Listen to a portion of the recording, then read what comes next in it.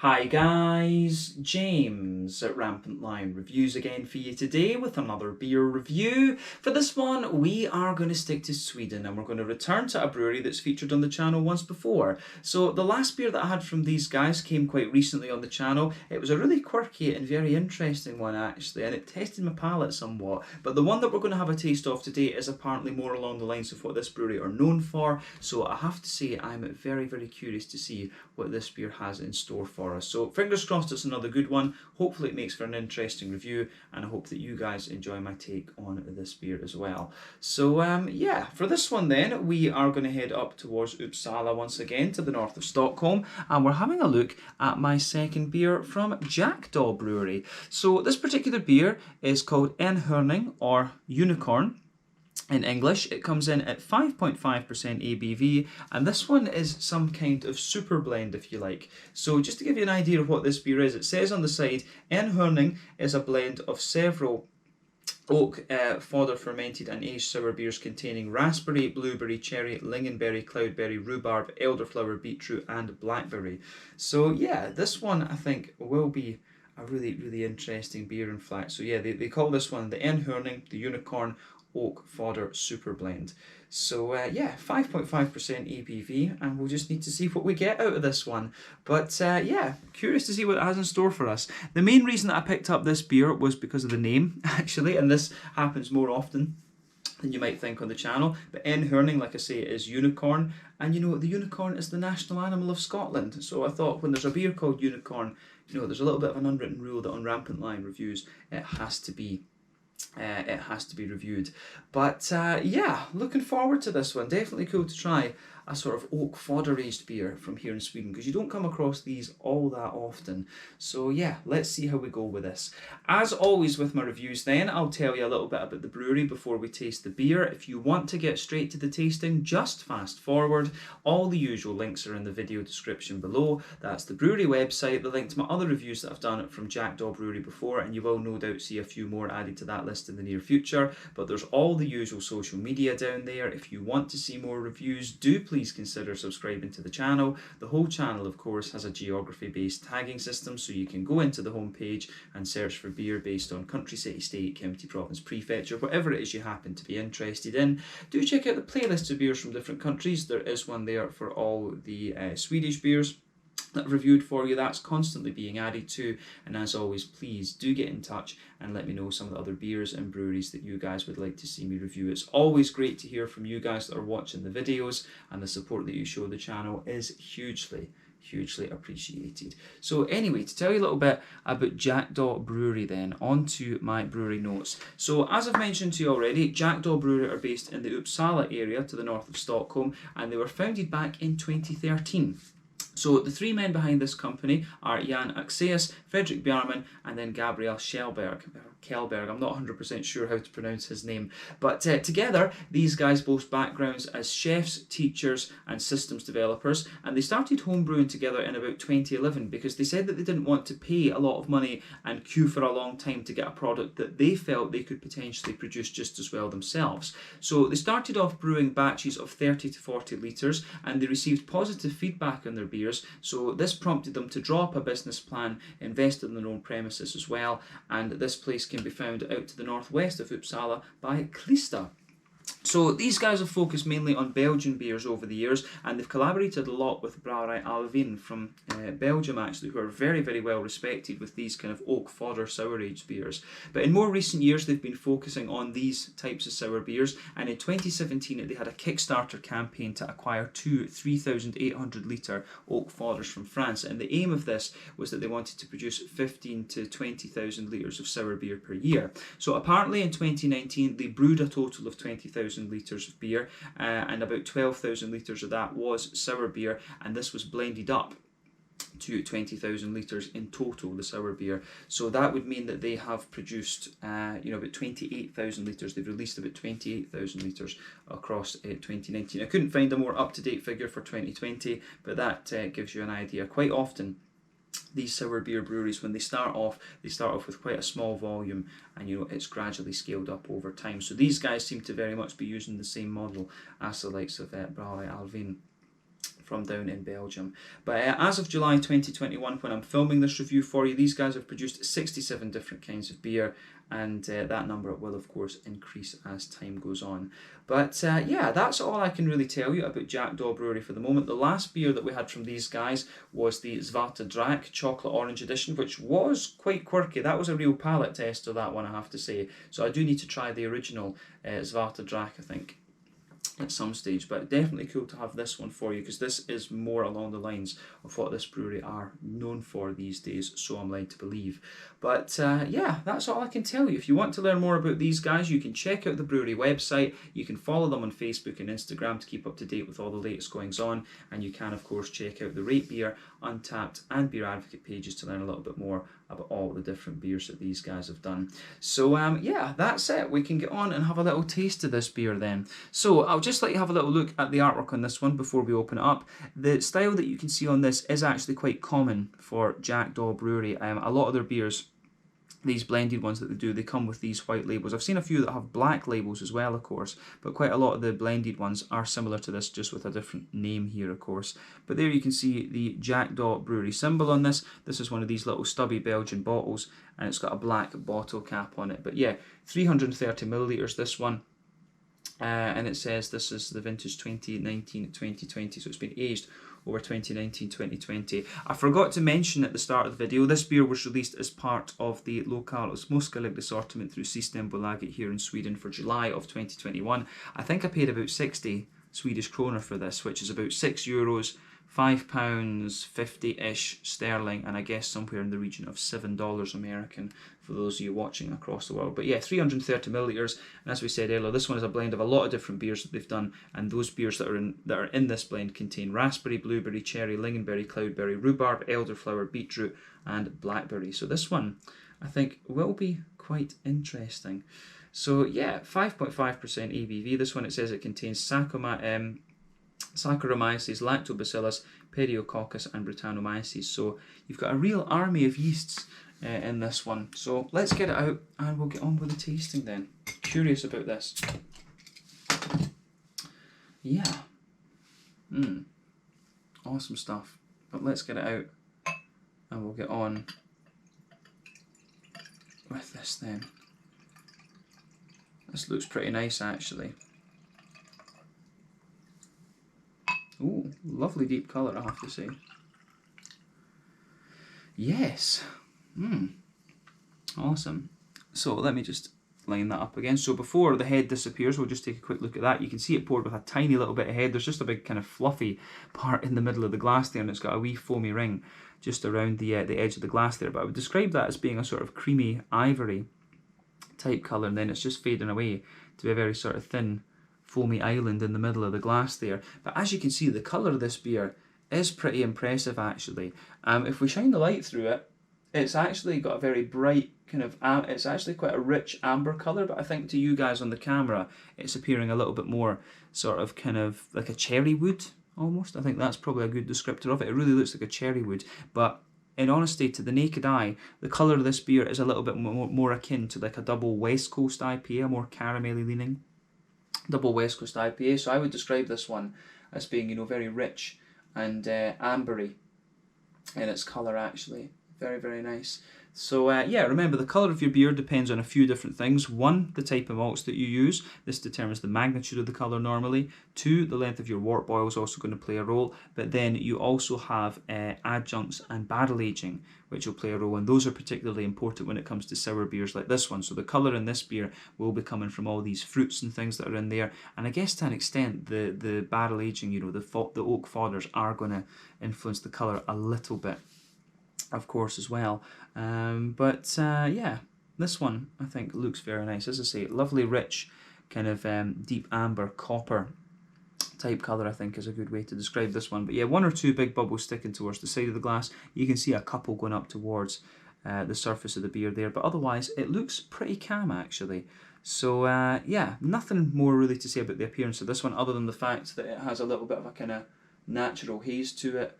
But yeah, I think it comes across quite nicely. So yeah, let's take a look at the aroma then and see how we get on. Nothing too surprising about the appearance of this one, I guess we could say.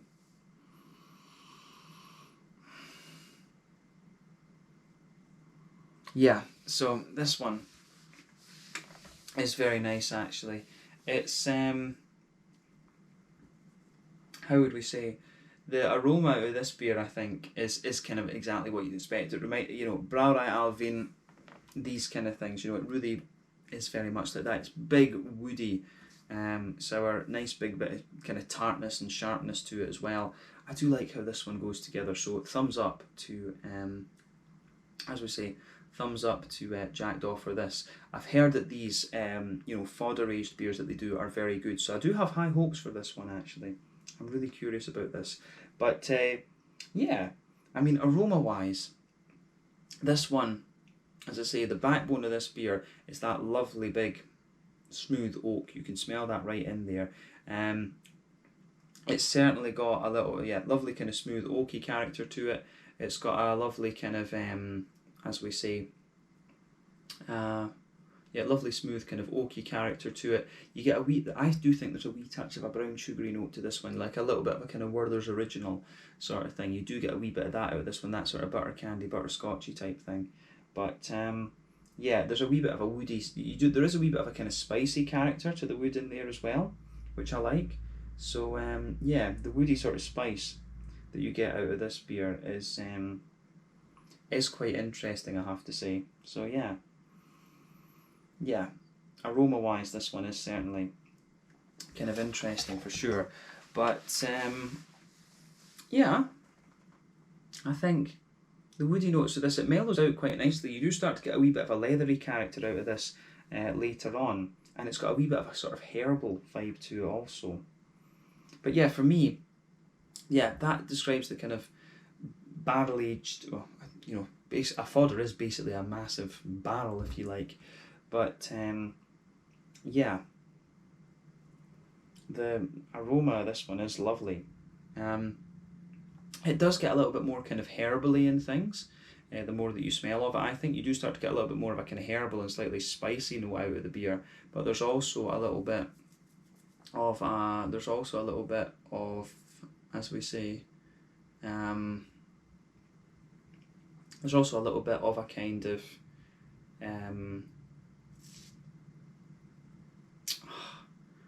how would you say that? Yeah, there's a little bit of a sort of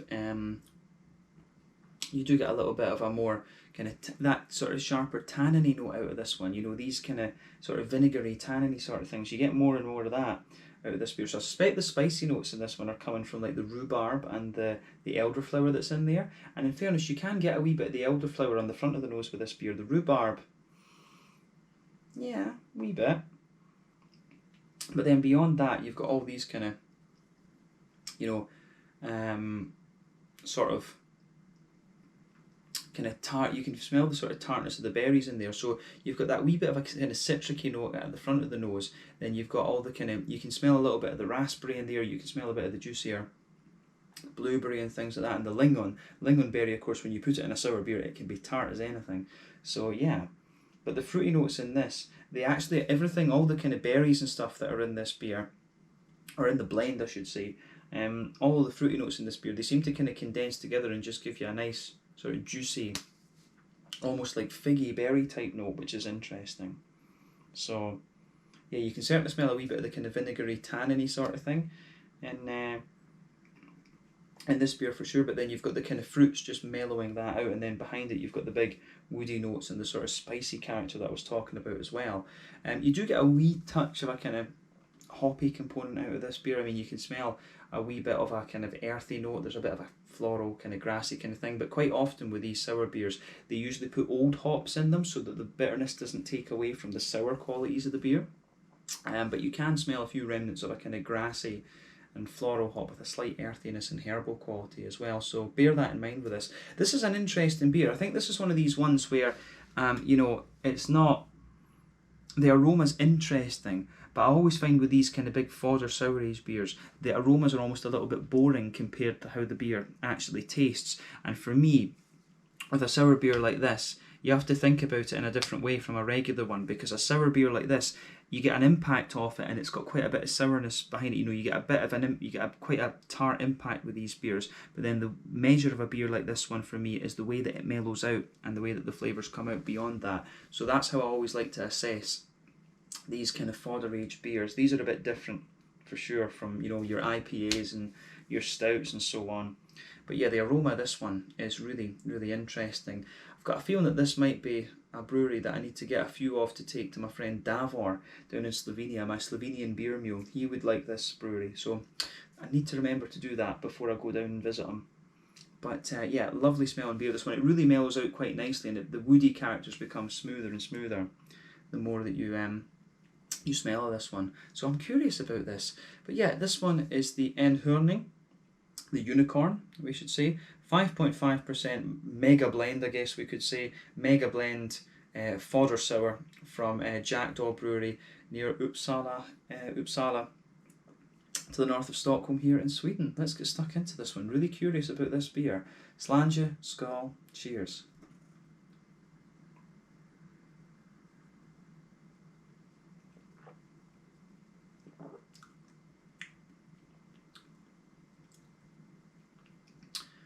Ooh. Now that is very nicely done. Yeah, I like how this goes together. Now this is interesting because obviously I've tried quite a few beers like this from Belgium itself, and this one, this makes me smile because I've always gone on in, you know, Swedish, Norwegian, Finnish reviews about how clean the beers are. This does the same thing. It does exactly the same thing. It tastes exactly as you would want from this style, but it still has that Nordic water, you know, the Nordic cleanliness to it. It's yeah, you can taste the quality. You can just taste the quality of the water in this beer. So it's got the same flavour profile that you want, but it just feels a little bit wetter in a sense. It just feels a little bit wetter because of that Nordic water. So that it makes me smile in that sense, that holds true, even though this is a very different type of beer to a number of things that we've reviewed here from Sweden. Probably a comparable brewery to this actually would be the Jämmerdalen Brewery, and they're a way up. I forget the name of the town, but they're a way up right next to the kind of Finnish border, pretty much. So that's, if you're a fan of Jackdaw Brewery, then check out Jämmerdalen Brewery as well. They've got some awesome beers that are like this.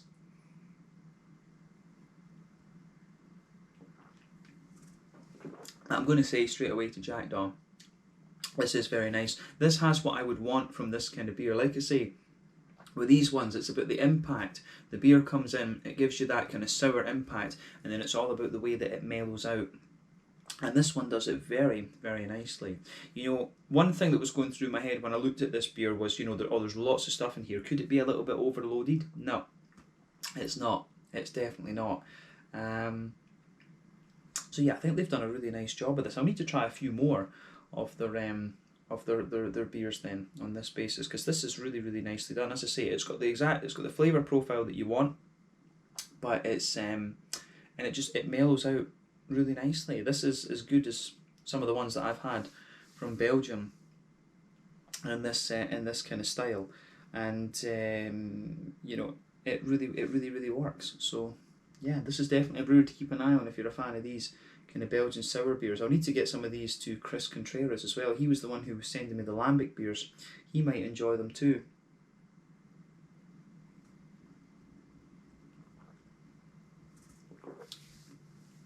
So yeah, interesting stuff, that's for sure. But yeah, on the as we say, on the let's try and break down this flavour for you then and describe it properly. So straight away, across the middle of your palate, you can feel that nice, smooth, oaky quality. That is the backbone of the beer. Absolutely, that lovely, smooth, oaky wood goes right across the middle third of your palate and the back third of your palate. It sits there. On top of the middle third of your palate, I think you do get a wee bit of a slightly, you know, Werther's Original kind of brown sugary sort of thing. I would say that, but that's very, very slight. It's kind of right in the centre of your palate there. But towards the back half of that middle third of your palate, You've got a sort of woody, you do have a nice kind of woody, you get a little touch of spice out of the wood, like a little bit of a kind of dry oaky sort of thing, a little bit of a woody kind of spice in a sense. So yeah, I like how, I do like how that goes together in this beer. Actually, I think it's very, very nice. But on the back third of your palate, which we'll come to in a minute, you can feel some of the sort of more kind of spicy notes coming out on this. But yeah, I think when you go towards the front of that middle third of your palate, you get a wee bit of vanilla coming out of this beer, which is nice, and that comes out really the further you go into the aftertaste. But the sort of woody backbone of this beer, the barrel aging side of things, is very, very nicely done. Actually, it feels, to say, very clean and almost slightly sweet. So yeah, you know, other than that, I don't think there's too much to say about the middle third of your palate in this one, to be honest.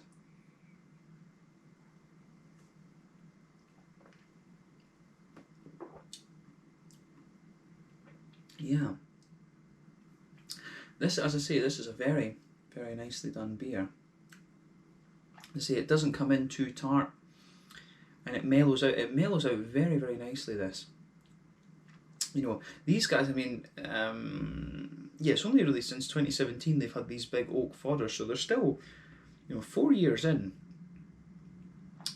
4 years in, they're obviously doing a very, very good job of these beers already. So I think it's going to be really cool to see what these guys do going forward. You know, taking forward this sort of Brewery Notes type model, like a small brewing volume, if you like, but a big aging capacity. And this is, I think that's what makes this brewery quite unique in Sweden. There probably are other breweries that are doing something similar. Jämerdal and Hantberg's brewery, of course, is one that kind of springs to mind, although I think they brew conventional beers quite a bit as well.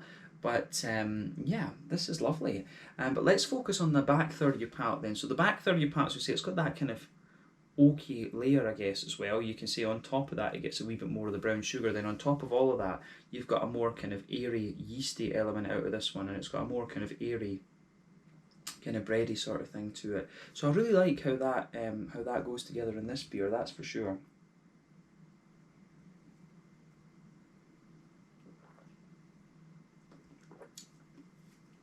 But yeah, within that slightly bready note that you get from the yeast on the back of the palate there, that I think that for me, that's where you're getting the elderflower and a bit of the rhubarb coming out of it. So the beer is a little bit bready on that back third of your palate, bready and yeasty in a sense. And again, I really enjoy how that pieces together in this particular beer. So yeah, the fruity part of this one is certainly quite interesting. So yeah, it gets a thumbs up from me in that regard, absolutely. So on the, I think there's not too much more that we really need to say about the kind of middle of your palate and the back third of your palate. To be honest with you, it's quite in some ways these beers are very straight shooting. As I say, it's always about how they kind of mellow out. But I really like this one. I think the complexity of this beer is potentially in the impact and the way the fruits come out. But yeah, I think we've said what we need to about the middle third and the back third of your palate. But yeah, side of the palate then. So back corners of the palate, you've got a nice little bit of earthiness in there. And as you move further forward, you've got a wee bit of a sort of herbal kind of thing there. And as you move further forward, it's got a lovely floral aromaticity to it as well, but it's not big. I mean, the thing is with these beers, like I say to you, they tend to add old hops to them, and they don't use hops that are too high in alpha acid either. I think it tends to be things like Hallertau and Tettnanger and maybe Sats and Styrian Goldings and stuff, you know, the noble hops, you know, 4-5% alpha acid. So you do get a nice kind of smooth quality to this one on the side of the palate. A wee bit of floral note round the front curve of the palate. You can definitely detect a little bit of kind of grassiness and things. But as I say, the fruity part of this beer, I think, is where the real complexity is. So let's try and focus on the kind of impact when you take the beer in.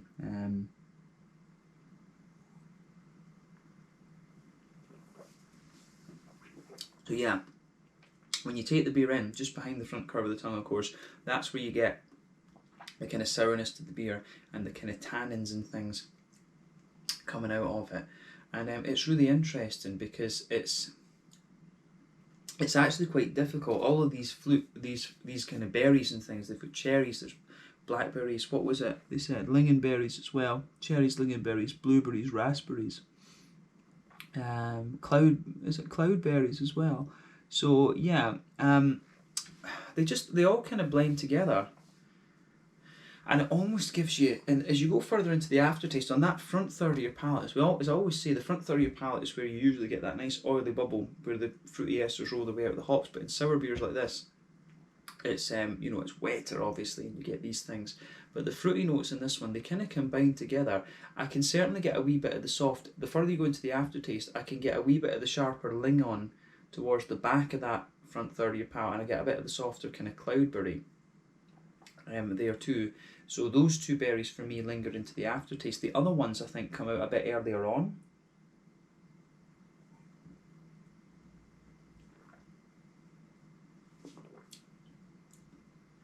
So yeah, the other ones come in. They come in a little bit. They certainly come in a little bit. They come in a little bit earlier on. So I do like how this goes together in that sense. So yeah, there's a wee bit, blueberries, blackberries. You can get that. I think there is a wee bit of that kind of. I get a little bit of the juiciness of the blueberry in the beginning, and the raspberry tartness. But then, as I say, I think the further you go into the aftertaste with it, you get a bit of the lingon at the very back of your palate, and then or at the back of the front third of your palate, I should say, and then it becomes a bit more cloudberry-like the further into the aftertaste you go. But you can, as I say, get a wee bit of the raspberry.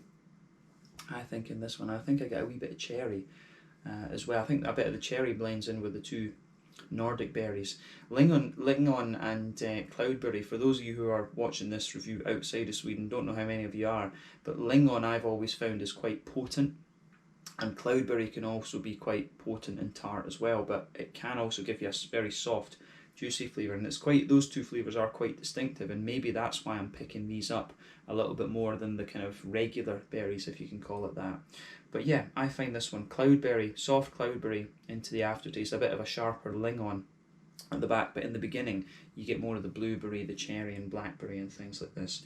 So this one is very interesting in that sense. So yeah, I do like how this beer goes about its business. So yeah, the fruity side of this I think is very, very nice, and this is a really well done beer. I mean, these things, it's a completely different art to sort of regular brewing, if you like doing all this fodder aging, barrel aging, whatever you want to call it. But Jackdaw seem to have it down. They do seem to have this down, and I do like the fact, as I say, that this beer, it feels like a Nordic beer in a sense. So I think on this note we should move on to the mouthfeel to round off this review. So like I said to you, this beer, it has everything that you would expect from one of these kind of fodder sours. It's got the lovely smoothness to it. It's got a wee bit of the kind of tart impact. It's got all of that, but it still feels like a Nordic beer. It just feels like really nice and clean, if you like.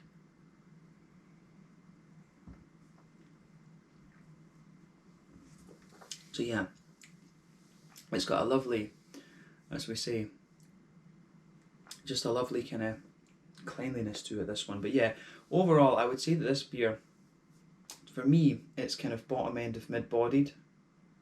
The carbonation is very, very smooth. As I say, overall this beer feels kind of quite wet and quite clean. In terms of the sourness, I don't find this one overly sharp or anything like that. It's just got a nice wee bit of impact to it.